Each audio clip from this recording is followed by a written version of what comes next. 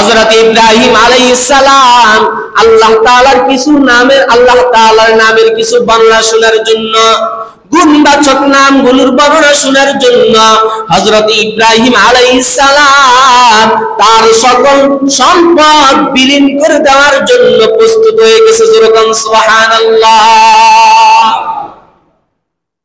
একদিন ফেরেশতারা আল্লাহ তাআলাকে জিজ্ঞেস করে, আল্লাহ,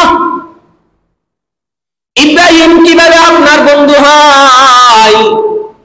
ইব্রাহিম কিভাবে আপনার দোস্ত হয়, আপনার বন্ধু হয়? ওগো আল্লাহ, ইব্রাহিম তো আপনার বন্ধু হইতে পারে না, বরঞ্চ ইব্রাহিম তো সম্পদের বন্ধু, ইব্রাহিম তো সম্পদের দোস্ত। আল্লাহ তাআলা ফেরেশতাদেরকে ডাক দিয়া বলে, ফেরেশতারা, আমি আল্লাহ কোনদিন ভুল করি না, আমি আল্লাহ যাই করি তাই যথার্থ, আমি আল্লাহ যাই উপাধি দেই তাই সত্য। এবার হযরত ইব্রাহিম আলাইহিস সালামের ব্যাপারে ফেরেশতারা আল্লাহ তাআলাকে ডাক দিয়া বলতেছে, ওগো আল্লাহ, ইব্রাহিমের অন্তরের মধ্যে তো আপনার মহাব্বত নাই, ইব্রাহিমের অন্তরের মধ্যে তার সম্পদের মহাব্বত, তার টাকা পয়সার মহাব্বত। এবার ফেরেশতারা আল্লাহ তাআলাকে বলে, ওগো আল্লাহ, আপনি যদি একটু অনুমতি দিতেন, আমাদেরকে একটু নির্দেশ দিতেন, তাহলে আমরা হযরত ইব্রাহিম আলাইহিস সালাম আপনার বন্ধু খলিলুল্লাহকে একটু প্রশ্ন করে দেখব, পরীক্ষা করে দেখব, চাই তার অন্তরের মধ্যে আল্লাহ তাআলার আপনার মহাব্বত আছে নাকি তার অন্তরের মধ্যে তার সম্পদের মহাব্বত আছে। দেখছেন, ফেরেশতারা এবার পরীক্ষা করা শুরু করে দিল ইব্রাহিম আলাইহিস সালামকে। আল্লাহ পাক নির্দেশ দিয়ে দিলেন, যাও যাও ফেরেশতারা, তোমরা পরীক্ষা করে দেখো আমার খলিলুল্লাহ, আমার বন্ধুকে তোমরা পরীক্ষা করে দেখো। হযরত ইব্রাহিম আলাইহিস সালামকে এবার পরীক্ষা করা শুরু করে দিলেন।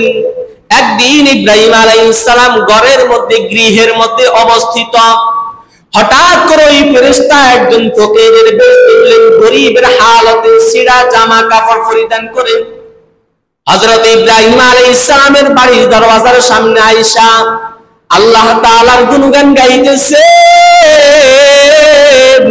এইভাবে গুনগুন বর্ণনা করতেছেন, সুবহানাদিল মুলকি ওয়াল মালাকুতি সুবহানাজিল ইজ্জাতি ওয়াল আযামাতি। এইভাবে আল্লাহ তাআলার নামগুলো বর্ণনা করতেছেন, আল্লাহ তাআলার গুণগান গাইতেছেন তার সুরলিত কণ্ঠ দিয়া। পয়গম্বর ইব্রাহিম আলাইহিস সালাম ঘরের মধ্যে তাইকা ওই মিসকিনের কথাগুলো শুনতেছেন। শোনার ফলেই হযরত ইব্রাহিম আলাইহিস সালামের অন্তরটা গলে গেল, অন্তরের মধ্যে কেমন জানি প্রশান্তি শুরু হয়ে গেল, কেমন জানি তিনি মজা পাইতেছেন। দরওয়াজা খুলে দিলেন, ঘরের দরওয়াজা, বাড়ির সামনের দিকে তাকায় দেখতেছে বহু দূরে একজন মিসকিন এই আওয়াজগুলো দিতেছে, আল্লাহ তাআলার বরকতের আওয়াজ দিতেছে, আল্লাহ রহমান, আল্লাহ রহিম, আল্লাহ তাআলা চিরঞ্জীব, আল্লাহ তাআলা ঘুমান না, আল্লাহ তাআলার তন্দ্রাও আসে না। এইভাবে আল্লাহ তাআলার বরকতের আওয়াজ দিতেছে। পয়গম্বর ইব্রাহিম আলাইহিস সালাম শুনতে শুনতে শুনতে আস্তে আস্তে কদম পালাইতে পালাইতে এইবার ওই মিসকিনের কাছাকাছি চলে গেলেন। গরিব লোকটার কাছাকাছি যায়া ইব্রাহিম আলাইহিস সালাম শুনতেছেন। হঠাৎ করে তার নিকটে যখন একেবারে নিকটে চলে গেলেন, এইবার গরিব লোকটা হঠাৎ করে এই আওয়াজগুলো বন্ধ করে দিল, জিকিরের আওয়াজগুলো বন্ধ করে দিল, আল্লাহ তাআলার বরকতের আওয়াজগুলো বন্ধ করে দিল।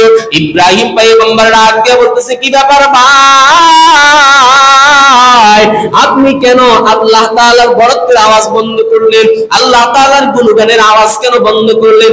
আপনার সুরলিত কণ্ঠ দিয়ে আল্লাহ তাআলার গুণগান গান আমার থেকে শুনতে বড় মজা লাগতেছে, আমার থেকে বড় আরাম লাগতেছে, আমার কলিজাটা প্রশান্তি পাইতেছে। ভাই, আপনি আল্লাহ তাআলার গুণ জান ও সিফাতের নামগুলো একটু উচ্চারণ করেন, আল্লাহ তাআলার গুণের একটি গান। এইবার লোকটা ডাক দিয়ে বলতেছে, না না, আমি আর গাইতে পারবো না, আমি আর বলতে পারবো না। এইবার হযরত ইব্রাহিম আলাইহিস সালাম বলে, এ ভাই, আপনি কি রাগ করছেননি? কি বলতেছে? আপনি কি আমার উপর রাগ করছেননি? আপনি কেন বলেন না, কেন বলা বন্ধ করে দিলেন? ইব্রাহিম আলাইহিস সালাম বলেন, ভাই, ভাই আপনি কি চান, আমার নিকট কি চাইবেন? আপনি যা চাইবেন আমি আপনাকে তাই দেওয়ার জন্য প্রস্তুত। তারপরে আল্লাহ তাআলার গুণগান একটু বলেন, আল্লাহ তাআলার জাত ও সিফাতের নামগুলো একটু উচ্চারণ করেন, শুনতে বড় মজা লাগে। বড় কি লাগে? বড় মজা লাগে, একটু বলেন। কিন্তু ওই মিসকিন কোন প্রকারে বলতেছে না। এইবার পয়গম্বর ইব্রাহিম আলাইহিস সালাম ডাক দিয়ে বলে, ভাই আপনি আল্লাহ তাআলার জাত ও সিফাতের নামগুলো একটু বর্ণনা করেন, প্রয়োজনে আমার সম্পদের থেকে অর্ধেক সম্পদ আমি আপনাকে দিয়ে দিব। জোরে কন্না সুবহানাল্লাহ। লোকটা রাজি হইতেছে না, না আমি বলতে পারবো না, আমি বলতে পারবো না। এইবার ইব্রাহিম আলাইহিস সালাম ডাক দিয়া বলতেছে, ভাই আমি প্রয়োজনে আমার সকল সম্পদ, যত সম্পদ আছে সকল সম্পদ আমি আপনাকে দিয়ে দিব, তারপরেও আপনি আল্লাহ তাআলার গুণগান বলেন। জোরে কন্না সুবহানাল্লাহ।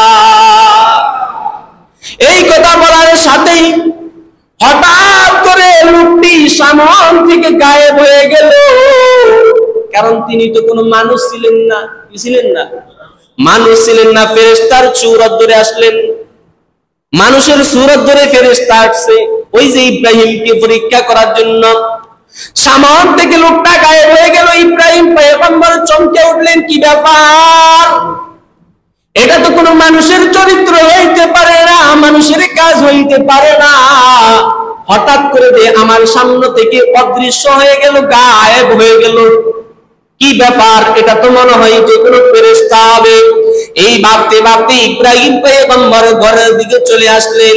ঘরের দিকে যাওয়ার পর ওই দিকে ফেরেশতা আল্লাহ তাআলার আরশ আজিমের মধ্যে যায় আল্লাহ তাআলার কদমের মধ্যে সিজদায় পড়ে গেলেন, আর আল্লাহ তাআলাকে ডাক দিয়ে বলতেছে, আল্লাহ। অতএব আমরা আজকে বয়ান থেকে কি বুঝতে পারলাম? গরীব হইলেও ওই দিন আল্লাহ তাআলার বিচারের কাঠগড়ায় দাঁড়াইতে হবে, আর বাঁচার কোনো সুযোগ নাই।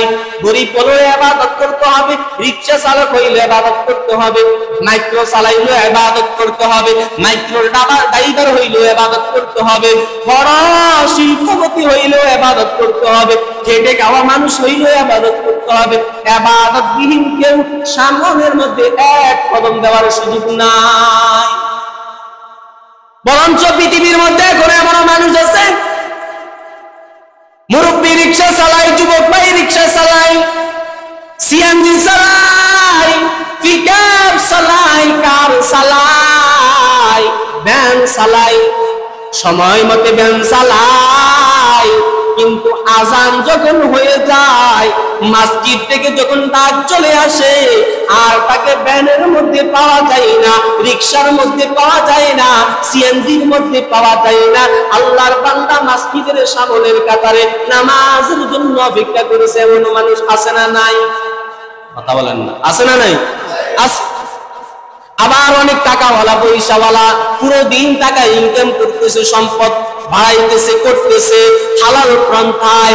আবার যখন আজান হয়ে যায় আর সম্পদের ধারে কাছেও তাকে দেখা যায় না, যায় দেখে আল্লাহর বান্দা মসজিদের সামনের কাতারের মধ্যে বসা।